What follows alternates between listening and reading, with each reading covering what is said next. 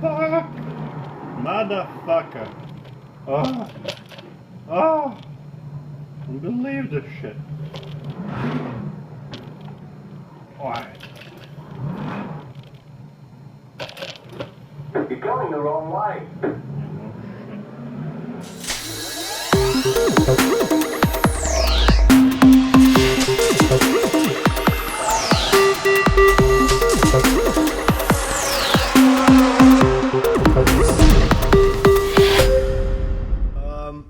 I promised you an iRacing episode, so we're gonna make this one about it.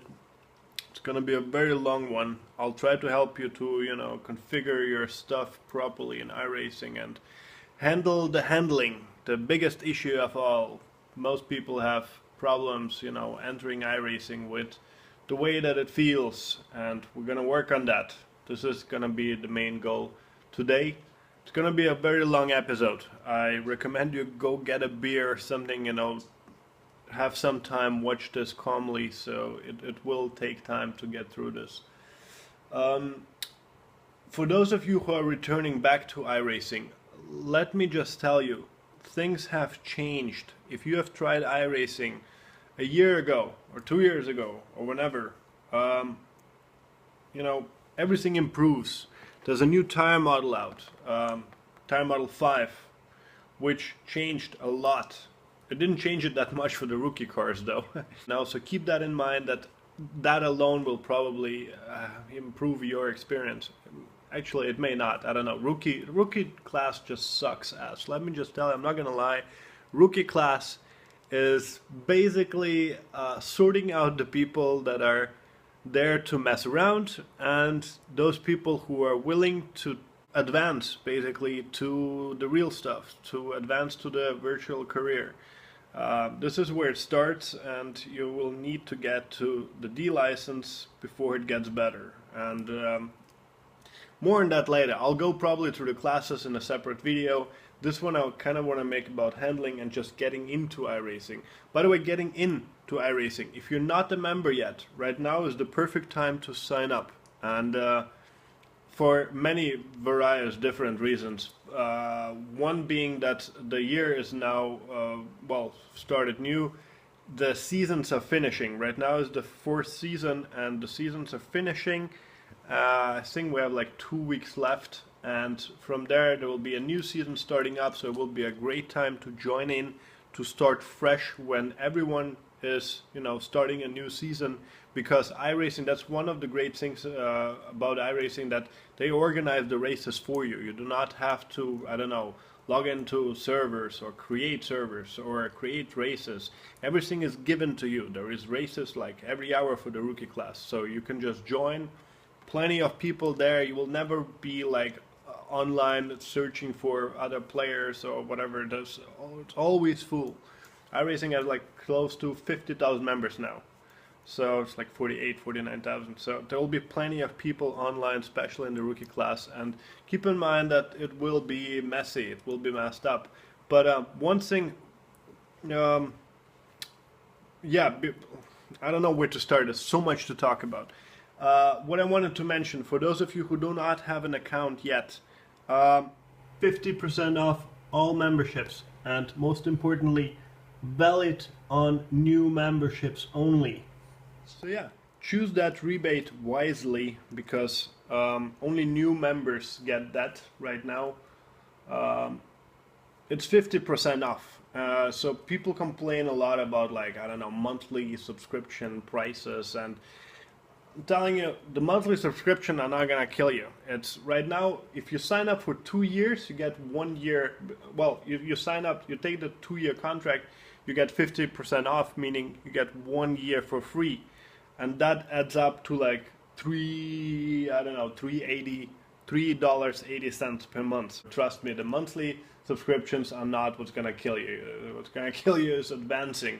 If you get your licenses, you'll be happy to purchase the cars and purchase new tracks, because it's just fun like that. You'll get addicted to that. But I don't know. I have friends spending money on World of Warcraft, chasing fucking dragons, dwarves, and elves, and I don't know what not. So I think this is more serious because you know, people don't like even to call iRacing a game. It's more of a simulator. It's, well, more of a simulator. It's the best simulator, and this will make sense as, you know, having a virtual career that's like a real hobby to me. That's something that I really am dedicated to, obviously, and enjoy very, very much. There's also a holiday referral contest right now going on. So if I'm the one to motivate you to sign up to iRacing, if I'm the one to, like, I don't know, inspire you or some shit, then feel free to mention my name. I'll show it to you later. I get a $10 voucher for that, so I can buy myself a new car or a new track or whatever. And well, you get the benefit that you'll be added to my friends list automatically. And if you have some questions or need some help, then I will be able to answer you directly through iRacing chatting. That will be easier than to wait on the next videos. Now let's get to the setup first. And setup is very, very important, because no matter how good of a driver you think you are, it ain't gonna mean shit if your racing wheel is not doing what it is supposed to do, if your brakes are not doing what they are supposed to do, and specifically if your field of view is not giving you the feel of sitting inside the car. So if you don't know what to anticipate, you know, or how far the next apex is, or, you know, how far away the next car is, or whatever that is, so if you don't have that correct, proper setup of field of view, you're not going to be able to drive iRacing. Very big issue of why people mistake the handling of the simulator for, you know, a problem, which is not the problem of the car itself. So let's start here just real quick. One of the most important cars in the rookie class will be the Mazda MX-5. You will need that to advance. I remember having the question, what's the difference between the Cup and the Roadster? It's basically the same car, just the Roadster is a right-hand drive. The Cup is a left-hand drive, unless I confused it, but that's basically the only difference that I noticed. Lime Rock Park is definitely going to be one of the courses, the tracks that are going to be important to you, because that's included, and you will be racing on that. It's a pretty easy track, but, you know, I picked that so you have some reference. We'll get into setup first. So this is the menu. You click on options and set your shit up, and this is very important to pay attention. The steering wheel. Once you click on the steering wheel, a menu pops up, and the only thing that I want to mention about this is to follow the stuff that's obviously going on here, but you do that slowly and continuously in the same speed. Do not rush this, because you want to calibrate it precisely. Alright, and now center it again. And you want to center it here directly, the wheel, not the wheel up there, not the percentage here. Pay attention to your physical wheel. So if it says here 49.9 and not 50, do not care about that. Care of what you see on your wheel. Done. Alright, now you need to turn that wheel left. Position that directly at 90 degrees, so as close as possible. And here you can see, like, basically I know all of you have wheels that probably say 900 degrees on the package, but in reality it's different. So after you calibrate the wheel, it's going to lock at 857, 859, depending on your wheel. It can be a completely different number, but the point is it's not the exact 900 that you have written on your box. So do not assume to, like, put it manually to 900. Do not do that. Don't be retarded. That's the calibration. That's what it's here for. Pedals, same thing. Try to do this slowly, firmly, all the way down. Calibrate everything the way it needs to be done. Gearbox, I'm not going to go through with this. It's pretty self-explanatory. Now, what's not self-explanatory, and that's very important. But yeah, by the way, all my gear I'll talk about is personal experience, and it's Fanatec equipment. I'm sorry if I can't help you if you have like a Logitech wheel, but I'm sure there's more people using Logitechs that can help you on the forums than Fanatec's. So it's probably a good way that I'll do a tutorial on that. Anyway, chances are that you have the clubsport V2 pedals. Those are load cell based for the brakes, and that's very important for you to put the brakes to 0, because it took me a very long time to figure out what the hell I'm supposed to do with this number, and I tried to put it anywhere. I put it like anywhere from 1 all the way up to 5. I tried everything, but it would never occur to me to put it to 0. But the correct setting for a load cell brake is 0. You have no idea how long I was driving with messed up brakes, thinking, what the hell is wrong with my brakes? So one other important thing, the force feedback. If you have a Fanatec clubsport wheel, meaning the GT2 wheel, the big wheel, basically the BMW wheel, you calibrate that up to 34 of strength. I usually leave it at 34. I mean, you can go 35, you can go 29, but somewhere in between those numbers, 29 to 34 is usually good. For the Formula rim, it should be much less. It should be somewhere around 23. I mean, I usually like to have my stuff pretty strong, and both settings are already pretty strong. 23 for the Formula rim is pretty heavy, and 34 for the BMW wheel is already pretty heavy. So it depends on your, preferences, but basically those would be the referential numbers for you. Before you don't know anything what to put in those numbers, and then you can start fine-tuning what you need. But it's difficult to do this once you don't know anything at all, what number to put it on. And this makes a big difference when you have at least some references. Now, damping is 0. Minimum force is 0. Also took a very long time to figure that one out. There is software to calibrate the entire wheel, because none of the wheels are exactly the same. All wheels are different, even if it's the same brand, same make, whatever, same part. They're all a little bit different, and there is software to calibrate the wheel exactly, but it's very complicated. I don't know, at least to me it was pretty complicated. I don't want to go through this again.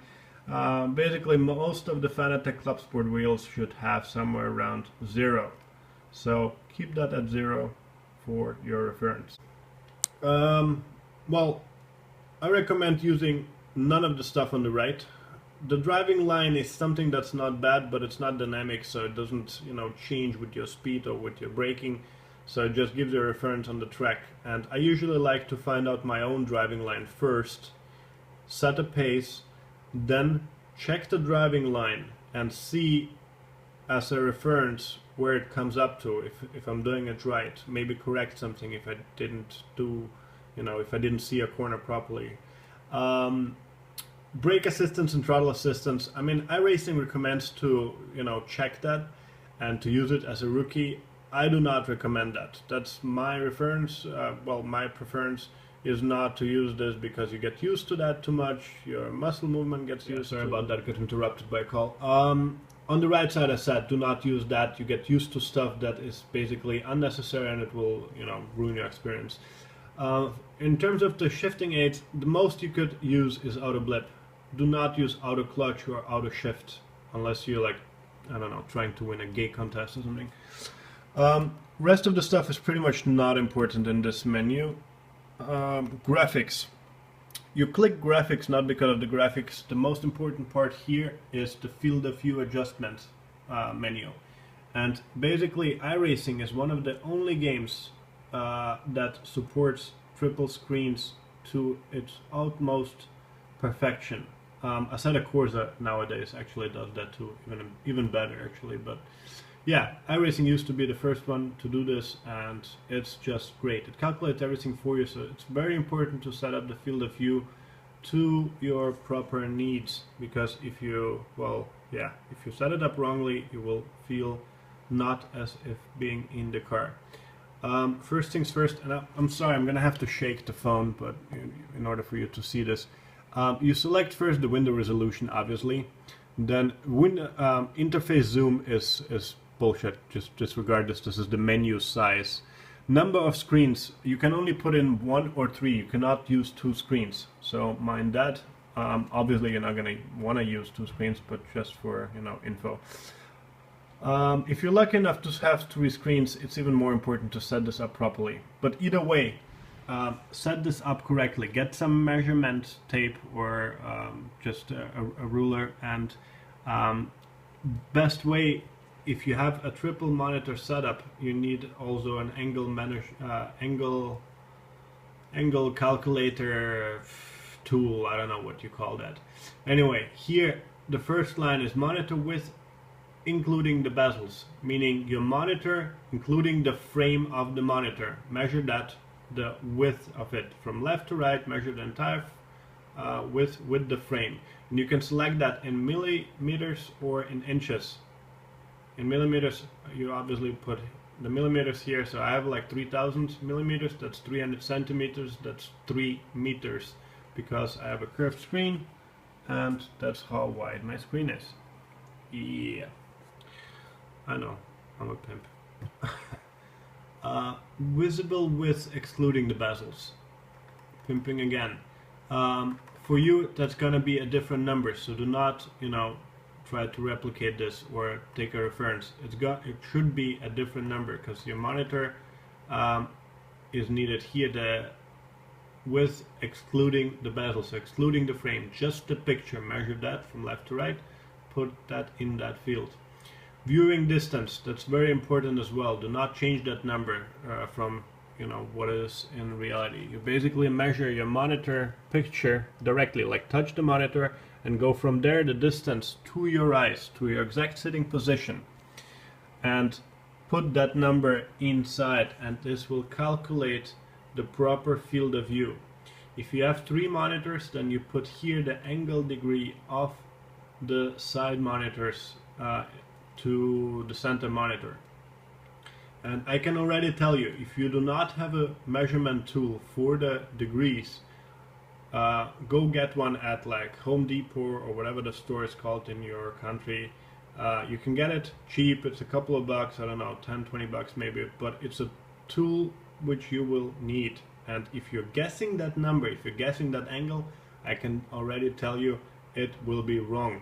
And this number needs to be exact in order to calculate the screens exactly. If you mess that number up, it will calculate everything wrong, and it will do the rendering wrong of the 3 monitors. So all of this goes to shit, spending money on hardware that you don't properly use. The last line will show you the exact field of view, and I recommend strongly to not change that number, because this will be the exact field of view that you will need to have in order to feel like you're inside the car. I have a very little number here at 113 degrees instead of 179, using like triple projectors, but my screen is curved, I cannot calculate the angle here, and this is calculated within the software that uses you know, to merge the 3 projectors. So don't worry about my setup, you need to get yours properly, and I just told you the way to do that. Okay, moving on. In terms of handling, this will not apply to you right away in the rookie class, but just so you know, in garage you can get your car tuned. This is the Mazda MX-5, and here you can tune some stuff which chances are you will not be able to do in the beginning, because it takes a long of time, takes a lot of experience to do this properly. However, just know that there are options to tune the car, and the baseline configuration of a car is usually shit in iRacing. So the faster your car is, the more options you have, the better your class is, the more, you know, tuning abilities you have to adjust everything to your proper needs. And let me tell you, when you change the wing of the car, the spoiler of the car, you will understand how much difference that makes in grip. As said, in the first rookie class it will not matter, your cars do not have spoilers, you do not have the ability to tune that much stuff here anyway. You can tune something if you're really, like, I don't know, if you're a mechanic then you might know what to do, If you're like me and you're not, then you're basically screwed in the rookie class. But however, keep in mind that there is this option, and it will come later to you once you prove yourself worthy of the other classes. And here in the defaults, you can also load car setups. So even if you don't know shit about cars, and even if you're not looking forward to tune your car, you will be able to. There will be like a very big list in different classes later on faster cars, where you can just pick a setup that is proven like good for that track car combination, and it will already perform much better, with much better handling. Remember, I told you I'm talking about the stuff that helps me. It may not help you. I don't know. Pros may disagree completely with my bullshit, but this is the stuff that helped me to handle iRacing better. And that the cars that you have in iRacing are not like cars in Forza or Gran Turismo, where most of the cars are stock cars. In iRacing, you have track cars. Those are set up differently, so do not expect your, I don't know, Toyota Corolla street car to handle the same way as, I don't know, a Spec Racer Ford or whatever the cars you will be driving in the beginning. So this is an important aspect to understand of why stuff handles differently, because the tire track model, it's not the best. Yeah, I mean, a set of Corsa is definitely much better handling, but the gameplay is not there yet, and we can't compare it to shit, and iRacing is proven to be the best. So even when a set of Corsa comes out, I guarantee you iRacing will still be alive and have more members than any other sim races. So with that said, there are a few different techniques to drive a race car, and believe me when I tell you, for me it was just as new as to everyone else who has not had experience on the track. And personally, I even had experience on the track. I have quite a lot of experience on the track, but my track experience was in the drift series. So my sole purpose in a car was to get it sideways and to get it loose grip on purpose. So in iRacing, very different story, obviously. So I was just as a noob as everyone else, not understanding why my car breaks out, why is this feeling like I'm on ice, and why is the car not cornering the way it would corner in real life and stuff like that. Well, it took me a while to figure it out, but and again, this is my personal opinion that I'm trying to share with you. I don't know, you may disagree, but bear with me. My solution was basically to just compare real life driving to track driving, and I at some point understood where my problems were. For example, when you turn on a track and your car breaks loose, I started to think of why does it do that? Because in real life, when I make a turn, even at higher speeds coming off, I don't know, off a freeway, I brake before the corner and then I accelerate. So I do that the same on the racetrack. What's the problem? Why is it breaking loose? Well, the problem is that you're supposed to use your left foot for the brake pedal or to heel toe. This is the proper way for a race driver to handle his car, and to balance out the car. And this is something that we do not do in real life. In real life, I brake with my right foot before the corner and then I accelerate. Brake, accelerate. But I do not do it at the same time. And this is one important tip for you to try and learn this during the turn.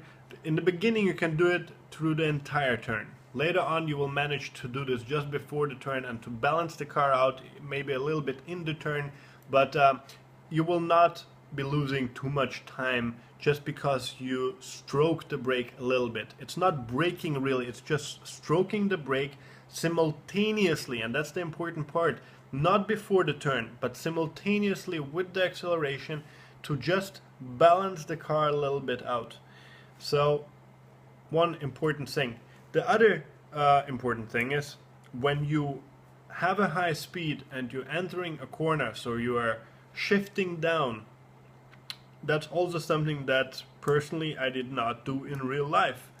And like, I have a nice sports car which I drive on the street, and I like to even, like, you know, go fast and whatever, but I still would not do that on, you know, a day-to-day basis. So that's something I also had to learn.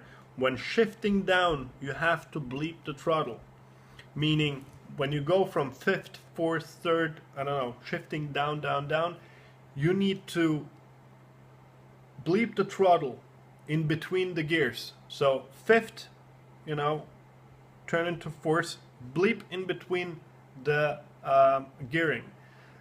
And that has to be firmly. It's not just a little stroke as with the braking is, but you have to bleep the throttle really hard, all the way down, but quickly but firmly. And this will match the revs of the gears and of the engine, basically. So it doesn't spin you out, because if you're going in a corner faster than what your engine is, you know, like needing right now at that moment, it may spin out your car. I don't know how better to explain this, but this is something that you need to do, and you can watch this in every, I don't know, video on YouTube from the drivers that do it in iRacing. And yeah, follow through the steps to do this properly. Take this as a real racing career in, well, you know, on the internet. Treat it as a real racing career.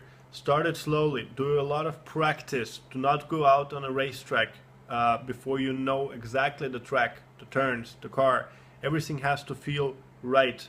And once you feel right, you can start live practices around other cars.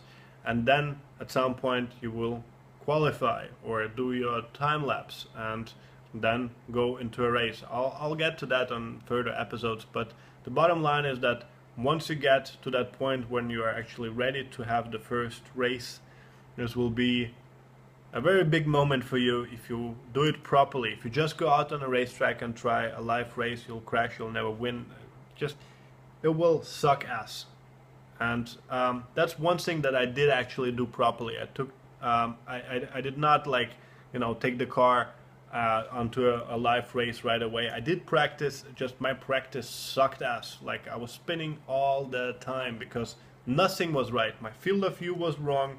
I did not know how to calibrate the wheel. I did not know how to calibrate the pedals. I did not know how to handle the turns.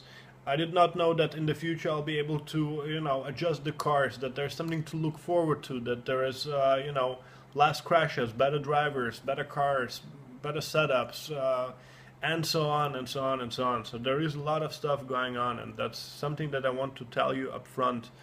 Also, do not buy cars that may, you know, attract you. If you see like a Corvette or a McLaren or whatever it is, or the roof Porsche, those are all cars that you are not eligible to drive. So do not spend money. That's something that I did do. Like, I saw the Corvette and I was like, fuck yeah, let's get that. And then I purchased like some other cars. I had you know, some money spent before I even like had my first race, and I did not know that I'm not ready to drive those yet, and that most of the tracks that I purchased, because I knew them from, you know, like motorsport watching, that I was not able to drive them just yet. So do not spend money, because you don't need to spend that money, and you don't need to be afraid of spending money on iRacing, because it will take you forever until you can spend you know, everything that you are able to actually use. So it's step by step, and yeah. Anyway, moving on to some really secret stuff.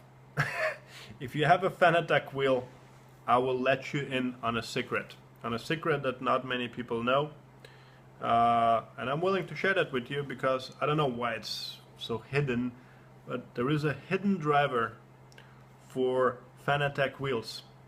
It's pretty much for every Fanatec wheel, but particularly in the clubsport wheel, makes a big difference. chances are that you think that the 144, remember it's 1st January, like a week, or 2nd January week of 2014. So if you watch this at a later point, this may not be as new, but your newest driver on the Fanatec wheel right now is probably 144 with the firmware of 037. And 037 firmware is fine, but the hardware, the driver is a way past that number. The newest beta driver is 177, I think, and it's hidden on the Fanatec website so that pretty much no one can find it unless, I don't know, you spend every day like hours of reading and shit. But I'll guide you through that process, how to find that driver. And once you install that, it makes a huge difference. The force feedback is much better. Everything is just feeling nicer, more, it's just instantly better. You will feel it. It's best if you try iRacing without this driver. Try iRacing without this driver and without all the help that I just told you, and then use everything what I told you and use the driver and everything else and calibrate it right, and then see the change, and then imagine how long it took me to figure this out. So I don't know, maybe there's people out there that look through all the forums and read and know everything that I'm telling you already, and maybe they had an easier start, but I certainly didn't, and that's why I'm making this video. Alright, moving on to the driver. There is a secret, well, it's not really a secret, but it's a hidden driver that a lot of people don't know about, and I just found out recently, but I'll share this with you because it makes a big difference. Now, here for example, if you select the clubsport wheel, you know how you go like to downloads and see like here the drivers, the firmware to download from, and it says here basically that the newest driver is 144 and the newest firmware is 037, so 37. Once you activate your wheel, you know how it like calibrates and then it shows you like the number here. In my case it was 37. So that's the firmware to show you. And the firmware is fine. There is no update to that. However, the driver is a much different story. 144 is not the newest driver. And the reason for that is because they haven't released it officially. You go to support and frequently asked questions. Click on frequently asked questions, click on racing wheel, click on clubsport wheelbase, and search down. Not here anymore. Oh, okay, you have to go on the next side. Where can the latest beta driver be found? That's some interesting shit, and it applies to CSW, CSRE, CSR, GT2, GT3, and PWTS. So, click on that, and here, see that? Fanatec Beta Driver 177. Fuck my life. And that applies to 32 and 64-bit versions. So, if you have a Fanatec wheel, I strongly recommend you get that driver, because this is much better force feedback and has a lot of improvements and one very sweet feature. Oh yeah, obviously, I mean, you click on that, you download it, you extract it, and just install the driver. You don't need to, well, in my case, I didn't uninstall the driver, I did not do any firmware updates. It says here you just need the 37 firmware update, and with the other wheels it may be different. With the other wheels you may need to update your firmware as well, but with the clubsport wheels, if you have the 137, it's all good. Just install the driver. Now, after you install the driver, you go to this screen you should be familiar with. It's the Fanatec wheel property page. This is that logo. This is what it looks like. Yeah, click clubsport wheel, click on properties, and here you will see a different menu. Here's a fourth option now, and this is the sweet feature that I was talking about.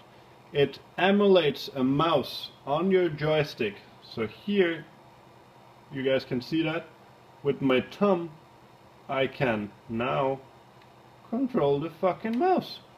And that is great. That is really, really great for someone who programs all the buttons. You don't need to use now a mouse with you. Like it just, you know, all you need in iRacing is just a few clicks with the mouse in general when starting a race. So this is proper. You can click, everything done with one button. This is basically, you know, the end of the video more or less. I hope you can use some of the stuff that I told you. And I don't know if you noticed, like, time has passed since, like, taking that entire video took some time, and I don't shape that quickly, so yeah, it's the next day already. And here you can see again my entire setup is screwed up because I'm oh, look at here, like I have like fucking angel glow to me. I have to reinstall Windows, and I actually have to reinstall Windows not because I messed up my system, but because I want to improve my iRacing experience. And there is a new feature. It's not really a new feature. It's something that existed for quite some time, but there is a way to voice activate your orders in iRacing. So you can, for example, in the pit stops, when you need more fuel or when you need new tires, you can, you know, instead of pushing buttons on a keyboard, or instead of, you know, having button boxes, you can voice activate those you know, things that you need. I can go into pit and just tell to my crew chief, I need 4 new tires, or I need, you know, half a tank of fuel. So stuff like that is gonna be awesome. This is gonna be completely interactive. This is gonna revolutionize everyone's experience in iRacing, and this is not an official feature of iRacing. Once again, it's an add-on software, is completely differently branded, but that thing works only in English. And problem with that is that my computer was set up in German, so since you have to write the orders in that software in English, you cannot speak it in English because my computer speaks basically German and recognizes German pronunciation and cannot translate it to an English. Just bottom line is that that feature is so important and so great to me that I'm willing to reset my entire system. Can you believe how great this is gonna be? Like, you can, I'll get to that on the next episodes. Probably not that fast though, because I have other problems as well. My Fanatec gear is messed up right now. Don't worry though, it's not because of the driver or anything. Just my overall gear is messed up. My wheelbase is messed up, and the Formula 1 rim, like that Formula rim, is messed up as well.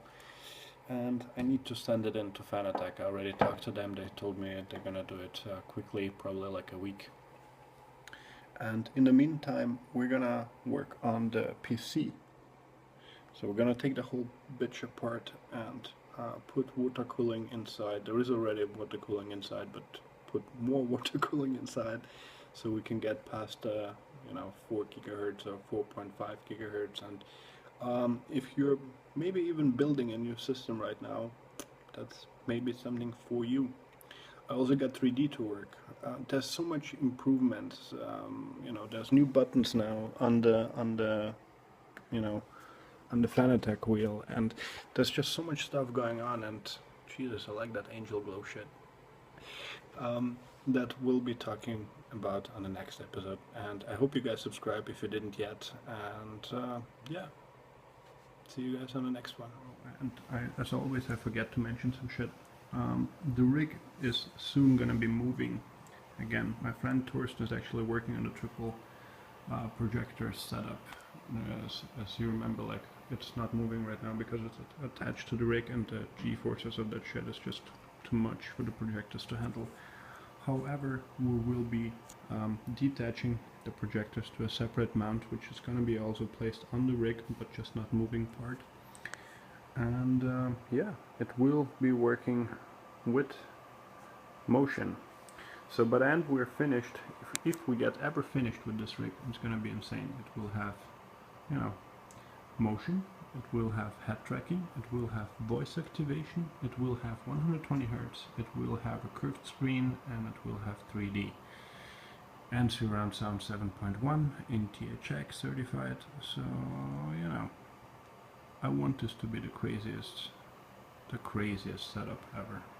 So, if you're interested, subscribe, remember, and remember to also put me in as a reference in Iracing if you are subscribing.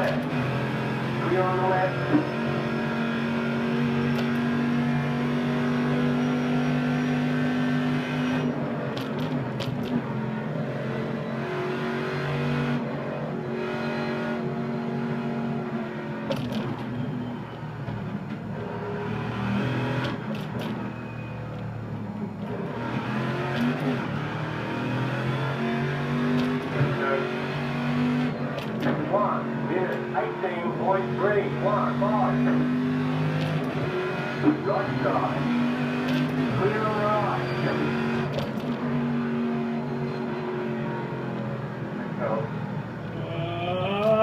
Fuck me!